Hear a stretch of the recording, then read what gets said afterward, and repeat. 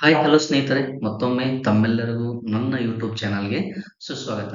ಯಾರೆಲ್ಲ ಕಂದಾಯ ಇಲಾಖೆಯಲ್ಲಿ ಒಂದು ಸೇವೆಯನ್ನ ಸಲ್ಲಿಸಲಿಕ್ಕೆ ರೆಡಿಯಾಗಿದ್ರೋ, ಸೊ ಅವರೆಲ್ಲರಿಗೂ ಕೂಡ ಒಂದು ಸಂತಸದ ಒಂದು ವಿಷಯ ಏನಂತೆ ಅಂದ್ರೆ, ಇಲಾಖೆಯಿಂದ ಕಂದಾಯ ಇಲಾಖೆಯಿಂದ ಆ, ಅರ್ಹರಾಗಿರ್ತಕ್ಕಂಥ ಅಭ್ಯರ್ಥಿಗಳ ಪಟ್ಟಿ ಎಲ್ಲ ಜಿಲ್ಲೆಗಳಿಗೂ ಕೂಡ ತಲುಪಿದೆ. ಸೊ ಹೀಗಾಗಿ 1:1 ಪಟ್ಟಿನೂ ಕೂಡ ಬಿಡುಗಡೆ ಮಾಡ್ತಕ್ಕಂಥ ದಿನಾಂಕ, ತಾತ್ಕಾಲಿಕ ಆಯ್ಕೆ ಪಟ್ಟಿ, ಆಮೇಲೆ ಅಂತಿಮ ಆಯ್ಕೆ ಪಟ್ಟಿಯನ್ನ ಬಿಡುಗಡೆ ಮಾಡ್ತಕ್ಕಂಥ ಎಲ್ಲ ದಿನಾಂಕವನ್ನ ಈಗ ಆಲ್ರೆಡಿ ಅವ್ರು ಏನ್ ಮಾಡ್ಬಿಟ್ರು ಅಂದ್ರೆ ಅಧಿಕೃತವಾಗಿ ಘೋಷಣೆ ಮಾಡಿದ್ದಾರೆ. ಸೊ ಹಾಗಾದ್ರೆ ಏನೆಲ್ಲ ಘೋಷಣೆ ಮಾಡಿದ್ದಾರೆ ಅನ್ನೋದ್ರ ಬಗ್ಗೆ ನೋಡೋಣ ಬನ್ನಿ. ಓಕೆ. ಸೊ ಹಾಗಾದ್ರೆ ಬೆಂಗಳೂರು ನಗರ ಈ ಒಂದು ಜಿಲ್ಲೆಯಲ್ಲಿ ಎಷ್ಟು ಹುದ್ದೆಗಳು ಬಾಕಿ ಇದ್ವು ಅಂತಂದ್ರೆ, ಅಂದ್ರೆ ಖಾಲಿ ಇದ್ದು ಅಂದ್ರೆ ಕೇವಲ 32 ಹುದ್ದೆಗಳಿದ್ವು. ಆ 32 ಹುದ್ದೆಗಳಿಗೆ ಅರ್ಹರಾಗಿರತಕ್ಕಂತ ಅಭ್ಯರ್ಥಿಗಳ ಸಂಖ್ಯೆ ಎಷ್ಟಂದ್ರೆ 1276. ಸೊ ಹೀಗೆ ಪ್ರತಿ ಜಿಲ್ಲೆಗಳವಾರು ಜಿಲ್ಲಾವಾರು ಏನ್ ಮಾಡ್ಯಾರ, ಒಂದು ಹುದ್ದೆಗಳ ಸಂಖ್ಯೆ ಎಷ್ಟಿದಾವೆ, ಅದಕ್ಕೆ ಅರ್ಹರಾಗಿರ್ತಕ್ಕಂತಹ ಒಂದು ಅಭ್ಯರ್ಥಿಗಳ ಸಂಖ್ಯೆನೂ ಕೂಡ ಅವ್ರು ಏನ್ ಮಾಡಿದ್ರು ಅಂತಂದ್ರೆ ಅನೌನ್ಸ್ ಮಾಡಿಬಿಟ್ಟಾರೆ. ಇನ್ನೇನು ಬಾಕಿ ಇದೆ ಅಂತಂದ್ರೆ ಕೇವಲ 1:3 ಲಿಸ್ಟ್ ಅನ್ನ ಅನೌನ್ಸ್ಮೆಂಟ್ ಮಾಡೋದು. ಅದಾದ ನಂತರ ಅದಕ್ಕೆ ಏನಪ್ಪಾ ಅಂತಂದ್ರೆ ಆಕ್ಷೇಪಣೆ ಸಲ್ಲಿಸೋದಿತ್ತಂತಂದ್ರೆ, ಅದಾದ ನಂತರ ಏನಪ್ಪಾ ಅಂದ್ರೆ ಅಂತಿಮ ಆಯ್ಕೆ ಪಟ್ಟಿ, ಅಲ್ಲಿ ಏನಾದ್ರು ಆಕ್ಷೇಪಣೆ ಸಲ್ಲಿಸೋದಿತ್ತಂತಂದ್ರೆ ಕೊನೆಯದಾಗಿ ಏನ್ ಮಾಡ್ಬಿಡ್ತಾರೆ ಅಂತಂದ್ರೆ ತಮಗೆ ಎಲ್ಲರೂ ಕೂಡ ಯಾರು ಆಯ್ಕೆ ಆಗ್ತಾರೆ ಅವರೆಲ್ಲರನ್ನು ಕೂಡ ಪೋಸ್ಟಿಂಗ್ ಮಾಡ್ತಕ್ಕಂಥ ಕೆಲಸ ಮಾಡೋದು ಅಷ್ಟೇ ಬಾಕಿ ಉಳಿದದ. ಹಾಗಾದ್ರೆ ಎಲ್ಲಾ ಜಿಲ್ಲೆಗಳನ್ನ ನಾವು ಗಣನೆಗೆ ತೆಗೆದುಕೊಂಡಾಗ ಕೇವಲ 1,000 ಏನಪ್ಪಾ ಅಂದ್ರೆ ಹುದ್ದೆಗಳ ಸಂಖ್ಯೆ. ಹಾಗಾದ್ರೆ ಈ ಒಂದು 1,000 ಹುದ್ದೆಗಳಿಗೆ ಅರ್ಹರಾದ ಅಭ್ಯರ್ಥಿಗಳ ಸಂಖ್ಯೆ ಎಷ್ಟಂತಂದ್ರೆ 45,933 ಜನ. ಹಾಗಾದ್ರೆ ಈ ಎಲ್ಲಾ ಜಿಲ್ಲೆಗಳಿಗೆ ಅನುಗುಣವಾಗಿ 1,000 ಹುದ್ದೆಗಳನ್ನ ಹಿಡ್ಕೊಂಡ್ರೆ ಟೋಟಲ್ ಆಗಿ 45,933 ಜನ ಅಂತಂದ್ರೆ ಒಂದು ಹುದ್ದೆಗೆ 45 ಜನ ಫೈಟ್ ಮಾಡ್ಬೇಕಾಗತ್ತೆ ಓವರ್ ಆಲ್ ಹಿಡ್ಕೊಂಡಾಗ.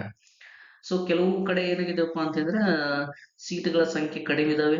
ಸೊ ಅಲ್ಲಿ ಅಭ್ಯರ್ಥಿಗಳ ಸಂಖ್ಯೆನೂ ಕೂಡ ಏನಪ್ಪಾ ಅಂತಂದ್ರೆ ಕಡಿಮೆ ಆಗಿದೆ. ಸೊ ಅಲ್ಲಿ ಏನಪ್ಪಾ ಅಂದ್ರ ಸ್ವಲ್ಪ 1:3 ದೊಳಗಡೆನೆ ಕಾಂಪಿಟೇಷನ್ ಜಾಸ್ತಿ ಆಗ್ತೈತಿ. ಕಡಿಮೆ ಜನ ಬರ್ತಾರೆ.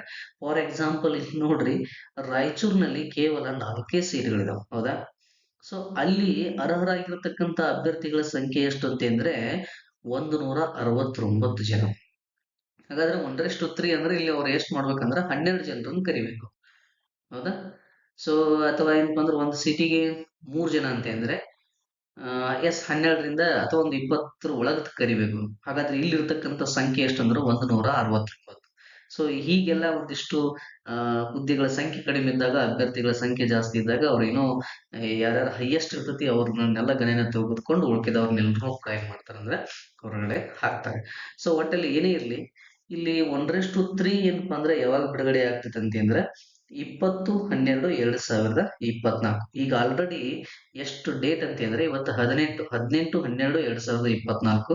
ಹಾಗಾದ್ರೆ ಇನ್ನು 2 ದಿನಕ್ಕೆ ಏನ್ ಮಾಡ್ತಾರೆ ಅಂದ್ರೆ ನಿಮ್ದು 1:3 ಒಂದು ವಿಒದ 1:3 ಅನ್ನ ಬಿಡುಗಡೆ ಮಾಡ್ತಾರೆ. ಅಲ್ಲಿ ಏನ್ ಮಾಡ್ತಾರೆ ಅಂದ್ರೆ ಆಮೇಲೆ ಅಭ್ಯರ್ಥಿಗಳ ಒಂದು ದಾಖಲಾತಿ ಪರಿಶೀಲನೆಗೆ ಅವರು ಸಮಯಾವಕಾಶವನ್ನು ಕೊಡ್ತಾರೆ.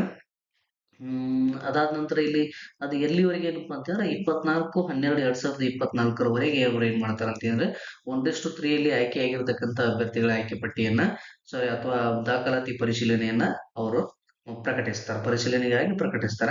ಅದಾದ ನಂತರ ಏನಪ್ಪಾ ಅಂತಂದ್ರೆ ಕೇವಲ ಇಲ್ಲಿ 2/1/2025ರಿಂದ 10/1/2025 ಅಂದ್ರೆ ಜನವರಿ ನೆಕ್ಸ್ಟ್ ತಿಂಗಳು 2/1 ಅಂದ್ರೆ 2ನೇ ತಾರೀಕಿಂದ ಹಿಡ್ಕೊಂಡು 10ನೇ ತಾರೀಕಿನವರೆಗೆ ನಿಮ್ಗೆ ಏನಿದೆ ಇದಪ್ಪಾ ಅಂತಂದ್ರೆ ದಾಖಲಾತಿ ಪರಿಶೀಲನೆಗೆ ಅವಕಾಶವನ್ನ ಕೊಡ್ತಾರೆ.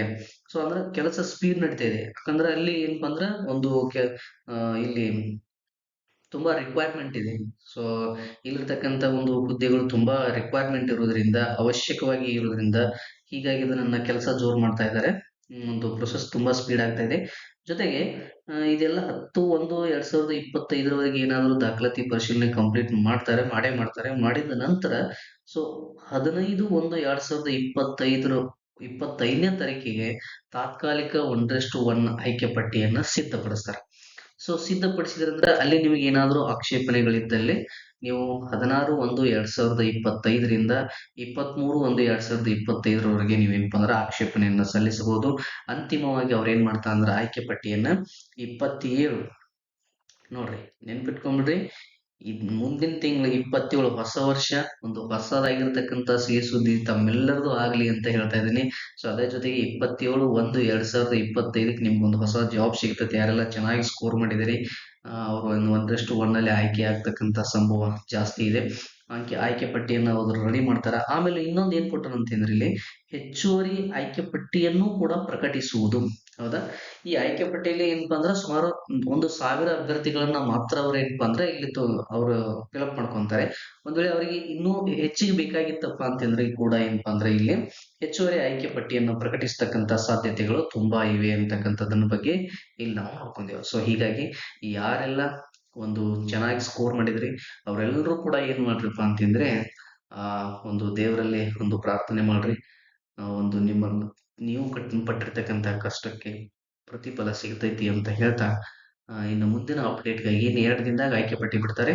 ಅದೇನು 1:3 ಬಿಡ್ತಾರೆ. ಅದ್ರ ಬಗ್ಗೆ ಸಂಪೂರ್ಣವಾಗಿರ್ತಕ್ಕಂಥ ಮಾಹಿತಿ ತಮ್ಮೊಂದಿಗೆ ತರ್ತೀನಿ ಅಂತ ಹೇಳ್ತಾ, ಈ ವಿಡಿಯೋ ನಿಮಗೆ ಯಾರಿಗಾದ್ರೂ ಇಷ್ಟ ಆಗಿದ್ರೆ, ಯಾರಿಗೆಲ್ಲ ಇಷ್ಟ ಆಗಿದೆ ಸೊ ಅವರೆಲ್ಲ ಒಂದು ಲೈಕ್ ಕೊಡ್ರಿ. ಯಾರೆಲ್ಲ ಹೊಸಬ್ರಿದ್ರಿ ಒಂದು ಕಮೆಂಟ್ ಅನ್ನ ಮಾಡೋದ್ರ ಜೊತೆಗೆ ಇನ್ನೇನ್ ಇನ್ಫಾರ್ಮೇಶನ್ ಬೇಕು ಅಂತ ತಿಳಿಸ್ರಿ. ಹಾಗೆ ಸಬ್ಸ್ಕ್ರೈಬ್ ಮಾಡೋದನ್ನ ಮರಿಬೇಡ್ರಿ ಅಂತ ಹೇಳ್ತಾ ಇದ್ದೀನಿ. ನಮಸ್ಕಾರಗಳು.